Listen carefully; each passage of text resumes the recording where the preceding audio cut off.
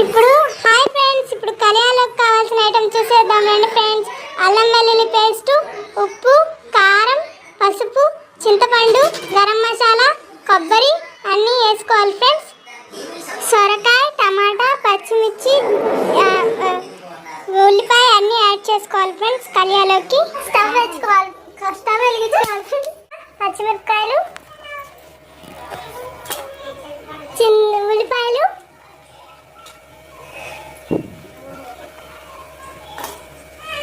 సొరకాయ ఫ్రెండ్స్. ఇప్పుడైతే మనం ఇందాక కలియా ప్రిపేర్ చేసుకున్నాం కదా, దానికి తాలింపు వేసుకున్నాం. దానికి కావాల్సిన పదార్థాలు ఎండుమిరపకాయలు, ఆవాలు, జీలకర్ర, మెంతులు, చిన్నుల్లిపాయలు అన్నీ వేసుకోవాలి. ప్లస్ ఇప్పుడైతే బాండీలో కొంచెం ఆయిల్ వేసుకోవాలి ఫ్రెండ్స్.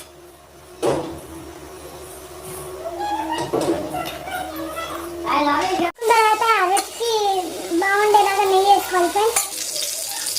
వెల్లుల్లిపాయలు వేసుకోవాలి ఫ్రెండ్స్. ఆ తర్వాత ఇందాక మనం తాలింపు దినుసులు ఏవైతే తీసుకున్నామో అది మొత్తం వేసేసుకోవాలి ఫ్రెండ్స్. ఉల్లిపాయ వేసుకోవాలి ఫ్రెండ్స్. బాగా వేసుకోవాలి. కొంచెం కరివేపాకు యాడ్ చేసుకోవాలి ఫ్రెండ్స్. Okay friends.